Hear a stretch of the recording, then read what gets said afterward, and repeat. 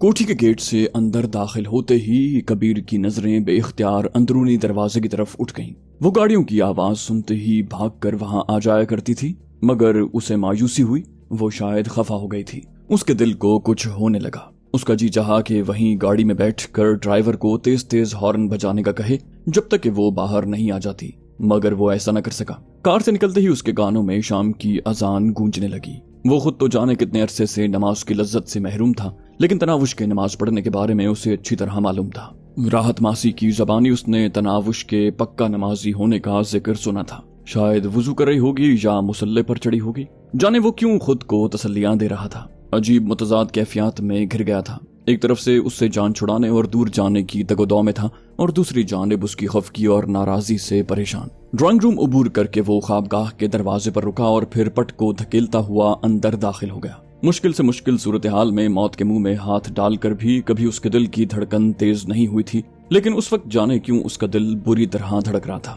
یہ کیسا میٹھا خوف تھا، یہ کیسی لذت بھری کسک تھی، یہ کیسا انوکھا احساس تھا۔ اس کی عقل و شعور سے بالاتر، اس کی سمجھ بوجھ سے پرے، اس کے خیالات سے دور۔ خوابگاہ میں داخل ہوتے ہی اس کی متلاشی نظروں کو وہ نرم و ملائم اور نازک وجود بیڈ پر پڑا نظر آیا۔ کبیر دادا کے تکیے پر سر دھرے وہ اوندھے منہ لیٹی بے خبر سو رہی تھی۔ ایک رخسار تکیے پر ٹیکے سرخ گلاب کی کلی سے مشابہ، دوسرا رخسار چھت میں جڑے انرجی سیور کی روشنی میں دمک رہا تھا۔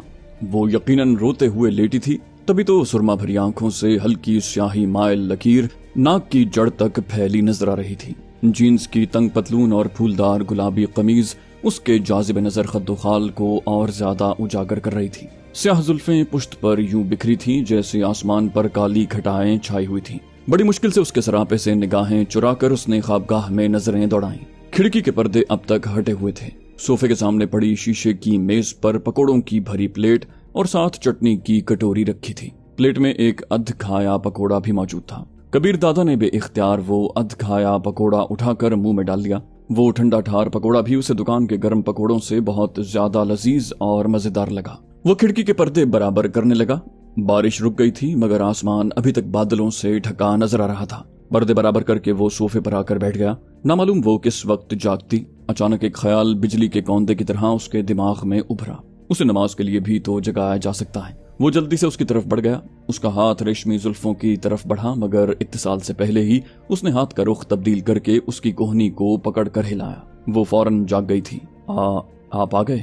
اٹھتے ہوئے اس نے توبہ شکن انگڑائی لی۔ اس کی آواز میں خفگی یا ناراضی کا کوئی اثر موجود نہیں تھا۔ وہ بولا شام کی اذان ہو گئی ہے۔ اسے اذان کے بارے میں مطلع کر کے وہ صوفے پر جا بیٹھا۔ بولی اچھا۔ اس کی سستی بھری حرکت ایک دم صورت میں تبدیل ہوئی اور وہ غسل خانے کی طرف بڑھ گئی۔ تھوڑی دیر بعد وہ لباس تبدیل کر کے غسل خانے سے باہر نکل رہی تھی۔ کالج کے لباس کی آستینیں نیچے کھسکاتے ہوئے وہ گوری کوہنیوں کو ڈھکتے ہوئے خوابگاہ کے دروازے کی طرف بڑھ گئی۔ کبیر دادا نہ چاہتے ہوئے بھی اسے گھورتا رہ گیا تھا۔ وہ بھی دروازے سے نکلنے تک کبیر دادا کو شوخی بھری مسکراہٹ سے نوازتی رہی۔ اس کی واپسی تک وہ اپنی جگہ سے نہیں ہلا تھا۔ اس کے دماغ میں نگی کی آمد کے بعد تناوش کے رد عمل کی سوچیں سرگرداں تھیں۔ وہ اندازہ نہیں لگا پا رہا تھا کہ تناوش کا رویہ کیا ہونا تھا۔ کیا وہ گھر چلی جائے گی؟ بظاہر اس کا اور پاشا کا مطمع نظر پورا کرنے والی اس سوچ نے نہ جانے کیوں اس کے دل کو اضطراب سے بھر دیا تھا۔ وہ خود کلامی کے انداز میں بڑبڑایا، بہتر ہوگا کہ چلی جائے۔ میں پاشا کو کہہ دوں گا کہ اسے حفاظت سے کسی خفیہ مقام پر منتقل کر دے۔ پاکستان کے کسی بھی دوسرے شہر میں ایک اچھا گھر اسے اخلاق حسین اور نوشاد افریدی جیسے کمینوں سے محفوظ رکھ سکتا ہے۔ وہاں پر وہ کسی بھی شریف اور محبت کرنے والے مرد سے شادی کر کے اپنی بقیہ زندگی پرسکون انداز میں گزار سکتی تھی۔ پتہ نہیں محبت کی دعویدار کبھی مجھے یاد بھی کرے گی یا جان چھوٹی 100 لاکھوں پائے۔ اس جیسی کہاوت کے مصداق شکرانے کے نوافل ہی ادا کرتی رہے گی۔ اس تلخ سوچ نے اس کے منہ میں کڑواہٹ گھول دی۔ نہیں، وہ ایسی نہیں ہے۔ دل کے کسی کونے سے ایک نحیف آواز برآمد ہوئی۔ ابھی تھوڑی دیر پہلے میرے نہ آنے پر وہ بچوں کی طرح روتے روتے سو گئی تھی، تو ہمیشہ کے لیے دور جا کر کیوں نہیں یاد کرے گی؟ کچھ بھی ہے، اس کا دور جانا میرے لیے بھی فائدہ مند ہے اور اس کے لیے بھی بہتر۔ یقیناً میری زندگی میں اس کی گنجائش نہیں نکلتی۔ اس نے حتمی فیصلہ کیا۔ اسی وقت دروازہ کھول کر وہ اندر داخل ہوئی۔ نماز کے انداز میں چہرے اور سر کو ڈھانپنے والے دوپٹے سے بس چاند سا مکھڑا دمکتا ہوا نظر آ رہا تھا۔ گہرے سیاہ بال اور سراہی دار گردن چھپ گئے تھے۔ یہ پکوڑے اور چٹنی بھی آپ کو بد دعا دے رہے ہوں گے۔ خفگی اور ناراضی بھرے الفاظ شوخی اور شرارت بھرے لہجے میں ادا کر کے وہ اس کے ساتھ جڑ کر بیٹھ گئی۔ کبیر دادا نے منہ بنایا، بد دعا دینے کے علاوہ تم کر ہی کیا سکتی ہو؟ بولی اللہ نہ کرے۔ وہ اتنی جلدی سے بولی کہ کبیر دادا حیران رہ گیا۔ میں آپ کو بد دعا دوں گی؟ ایسا سوچنے سے پہلے مر نہ جاؤں۔ اس کے لہجے میں شامل خلوص کو تعارف کی چنداں ضرورت نہیں تھی۔ یہ کہتے ہوئے اس نے کبیر دادا کے شانے پر سر ٹیک دیا۔ کبیر بولا، تم ذرا کھڑے ہو کر میری بات سنو۔ اس نے نگے کی آمد کے لیے میدان ہموار کرنا چاہا۔ اس کے لہجے میں کوئی ایسی بات ضرور تھی کہ وہ متوحش ہو کر اس سے دور ہٹی اور اس کی آنکھوں میں جھانکنے لگی۔ کیا بات ہے؟ وہ ہکلائی۔ کبیر بولا، کھڑی ہو جاؤ تاکہ تمہیں یہ بات اچھی طرح ذہن نشین ہو جائے۔ اس کا بیگانہ اور سرد لہجہ برقرار تھا۔ وہ سعادت مندی سے سر جھکا کر کسی چھوٹی بچی کی طرح اس کے سامنے کھڑی ہو گئی۔ جی۔ کالج کے کپڑوں میں وہ یوں بھی اپنی عمر سے چند سال چھوٹی دکھائی دے رہی تھی۔ کبیر بولا، بار بار سمجھانے کے باوجود تمہیں میری بات آخر کیوں سمجھ نہیں آ رہی؟ کیا مسئلہ ہے تمہارے ساتھ؟ میرے نرم رویے اور نظر انداز کرنے کی عادت کا تم غلط مطلب لے رہی ہو۔ تمہیں میرے مقام، شخصیت اور کردار کا بھی کوئی احساس ہے یا مجھے اسکول کا لڑکا سمجھ رکھا ہے؟ رومانس بھرے پیغامات، بار بار گھنٹیاں کرنا، پکوڑے، بارش اور دوسری بکواسیات، یہ سب کیا ہے؟ اور میرا نام تم کس خوشی میں لے رہی ہو؟ دنیا مجھے کبیر داتا اور کبیر علی خان صاحب کہہ کر مخاطب کرتی ہے۔ تم یوں کبیر کہہ رہی تھی جیسے میں تمہارا ملازم ہوں۔ کیا لگتا ہے کہ تم دنیا میں اکیلی خوبصورت لڑکی ہو اور تم جیسی میری زندگی میں اس سے پہلے کوئی نہیں آئی؟ تم جنت کی حور یا کوہکاف کی اپسرا ہو؟ یہ واہیات اور بھونڈے چونچلے مجھے کوفت میں مبتلا کر دیتے ہیں۔ خبردار، جو آئندہ مجھے اس قسم کا کوئی پیغام بھیجا یا رومانس وغیرہ کا بھوت خود پر سوار کیا، اگر جہاں رہنا ہے تو اسی طرح رہنا ہوگا جس کا وعدہ کر کے تم آئی ہو۔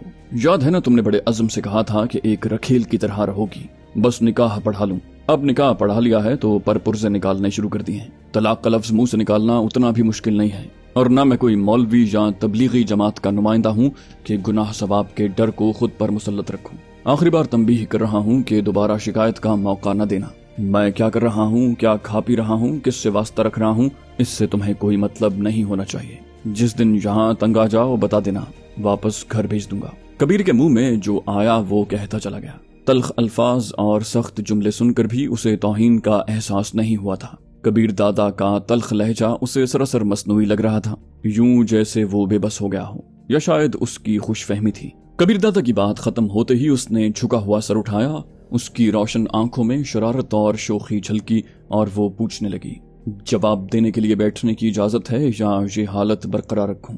محسوس نہیں ہو رہا تھا کہ اسے کبیر دادا کی تلخ باتیں ذرا بھی بری لگی ہیں۔ گہرا سانس لیتے ہوئے کبیر دادا نے بے ساختہ آنے والی ہنسی کو قابو کیا اور کہا، بیٹھ جاؤ۔ اپنے مخصوص انداز میں اس کے ساتھ جڑ کر بیٹھتے ہوئے وہ اطمینان بھرے لہجے میں پوچھنے لگی، کھانا لاؤں؟ وہ بولا، تم میری باتوں کا جواب دینے والی تھی۔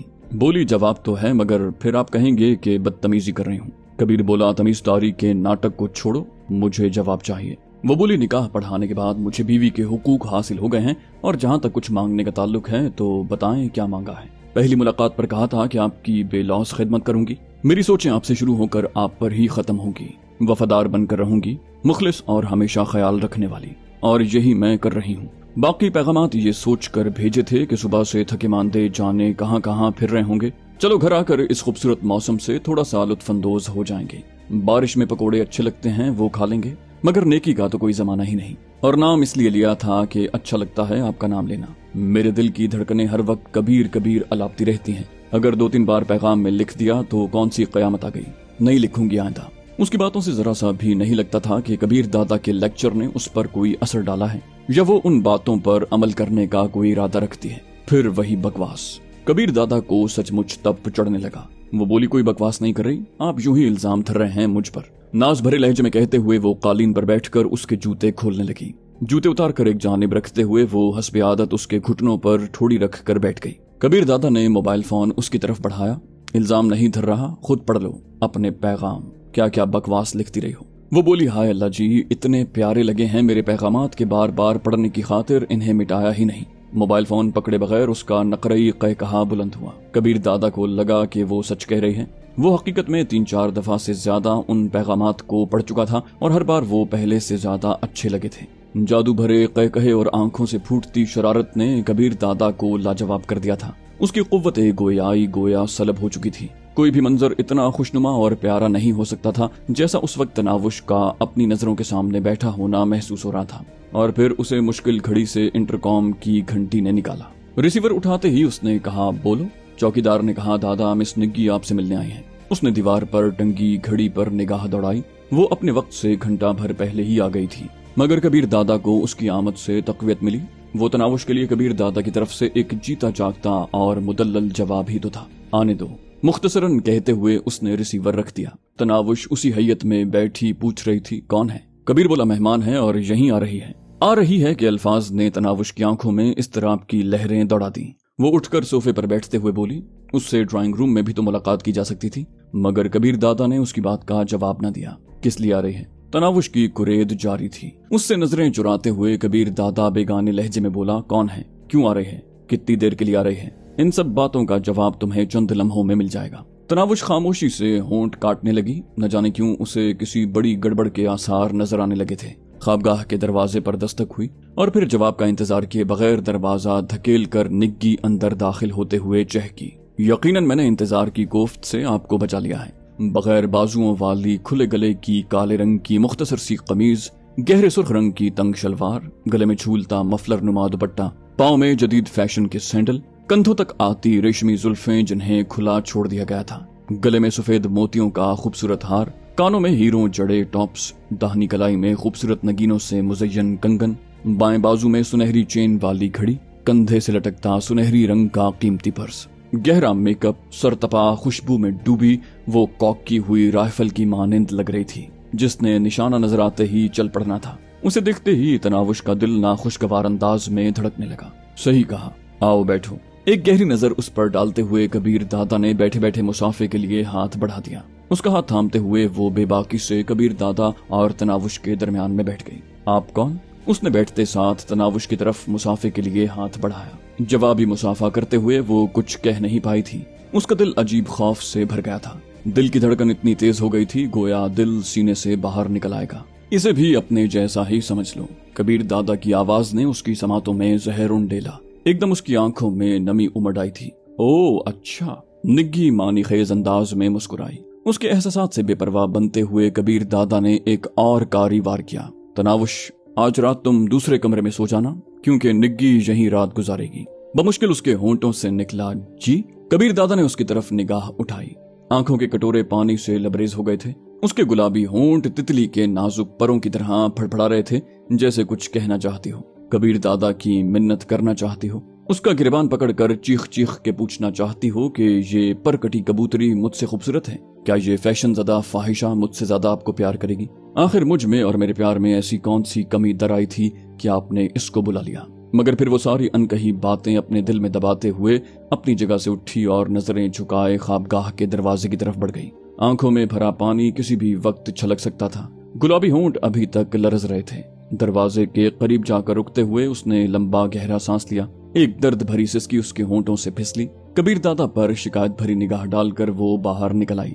एकदम उसका जिस्म लरजना शुरू हो गया था। टांगों ने जिस्म का बोझ उठाने से जवाब दे दिया था। दीवार के साथ पीठ लगाकर वो नीचे खिसकते हुए कालीन पर बैठ गई। काफी देर से रुके हुए अश्क किसी बरसाती चश्मे की तरह उबलने लगे। उसे पहले दिन से कबीर दादा समेत हर आदमी ने बता दिया था कि कबीर दादा का किरदार कैसा है, मगर उसके बावजूद बेकाबू होती हालत उसकी समझ से बाहर थी। कबीर दादा ने कभी भी ये इकरार नहीं किया था वो उसकी जिंदगी में आने वाली आखिरी लड़की है या ये कि वो उसे प्यारी है, और कबीर दादा को उसके जज्बात का एहसास है। उसके बरक्स वो हर आन हर लम्हा उसे यही एहसास दिलाता रहता कि उसकी वहाँ मौजूदगी आर्जी है, और उसकी अहमियत कबीर दादा के नजदीक एक रखेल से बढ़कर नहीं। उसने निकाह भी उसकी जिद या ख्वाहिश को मद्देनजर रख कर पढ़ाया था। फिर इतनी खुली डुल्ली वजाहत और एतराफ के बाद यूं गैर होती हालत का कोई जवाज नहीं बनता था, मगर वो बेबस हो गई थी। उस वक्त उसे मालूम हुआ कि कबीर दादा उसके दिल की गहराइयों में उतर चुका है। भाई की मौत का बदला चाहने वाली को अब मालूम हो रहा था कि वो एक अजाब में जकड़ी जा चुकी है।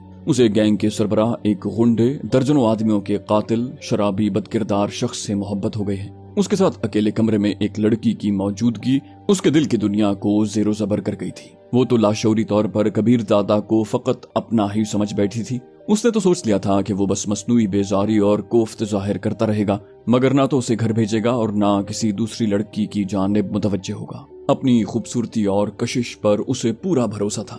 वो ये भूल गई थी कि कबीर दादा के नजदीक उसकी हैसियत एक लजीज पकवान जितनी थी जो पेट भरने के बाद अच्छा नहीं लगा करता। एक साफ और शफाफ टिश्यू जितनी थी जिससे हाथ साफ करके टोकरी में फेंक दिया जाता है, एक खिलौने जितनी थी जिससे जी भर के खेलने के बाद तोड़ दिया जाता है या किसी को बख्श दिया जाता है, एक लिबास जितनी जो पसंदीदा होने के बावजूद मुसलसल नहीं पहना जा सकता। अचानक राहत खाला किसी काम से ड्राइंग रूम में दाखिल हुई। उसे यूं दीवार से पीठ लगाए रोता देखकर वो तीर की तरह उसकी तरफ बढ़ी। क्या हुआ मेरी बच्ची? उसे कंधों से थामते हुए राहत खाला ने तशवीश भरी आवाज में पूछा। वो जवाब दिए बगैर एकदम उसके गले लगते हुए हिचकियां लेकर रोने लगी। क्या साहब जी ने डांटा है? राहत खाला ने अंदाजा लगाया, मगर वो खामोशी से टसवे बहाती रही। कुछ तो बताओ खाला की जान, क्यों इतना रो रहे हो? राहत खाला गुलूगीर होने लगी। वो बोली, खाला जान आप ठीक कहती थी, मैं वक्त गुजारी के लिए लाया जाने वाला एक खिलौना ही तो थी, उनकी अय्याशी का वक्ती सामान और बस। खाला बोली, अच्छा उठो यहाँ से, किसी मुलाजिम ने देख लिया तो जाने क्या सोचेगा। वो उसे सहारा देकर साथ वाले कमरे में ले गई। बेड पर बिठाते हुए उसने फिक्रमंदी से पूछा, अब असल बात बताओ। तनावुश बोली, वो अपने कमरे में एक दूसरी लड़की के साथ मौजूद हैं और मुझे ये कहकर उन्होंने बाहर भेज दिया कि आज की रात वो उसके साथ गुजारेंगे, मैं दूसरे कमरे में सो जाऊं। राहत खाला ने उसके आंसू पोंछते हुए कहा, आपको घर से निकल जाने का तो नहीं कहा ना? वो बोली, नहीं। राहत खाला ने अगला सवाल पूछा, क्या साहब जी आपको बहुत प्यारे हैं, मोहब्बत करने लगी हो? एक सिसकी उसके होंठों से बरामद हुई। पता नहीं, लेकिन उनके नजदीक एक दूसरी लड़की बर्दाश्त नहीं हो रही। खाला बोली, अच्छा रोते नहीं है? यकीनन उनकी नजरों में आपकी इतनी अहमियत तो है ना कि आपको घर नहीं भेज रहे। बाकी ऐसी ख्वाहिशाएं कई आएंगी और चली जाएंगी, आप तो बस साहब जी की बेलौस खिदमत करती रहें। एक दिन आएगा कि वो इन लड़कियों को हमेशा हमेशा के लिए खैरबाद कह देंगे। तनावुश बोली, जानबूझकर तो नहीं रो रही? उसने जोरदार अंदाज में नाक से सांस खींचा। खाला बोली, अच्छा मैं आपके लिए खाना बनाती हूँ, फिर नींद की गोली खाकर लेट जाना। उसने मुंह बसोरा, भूख नहीं है। खाला बोली, फिर भी 2-3 निवाले खा लो। वो उसके माथे पर बोसा देकर बाहर निकल गई। एक दफा फिर उसकी आंखें बहने लगी।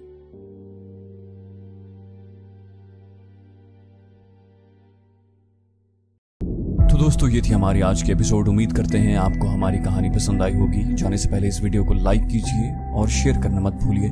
कमेंट करके हमें बताइए कि आपको हमारी वीडियो कैसी लगी, और अगर अभी तक आपने इस चैनल को सब्सक्राइब नहीं किया तो इसे सब्सक्राइब कीजिए और बेल आइकन दबाकर ऑल नोटिफिकेशंस ऑन कर लीजिए।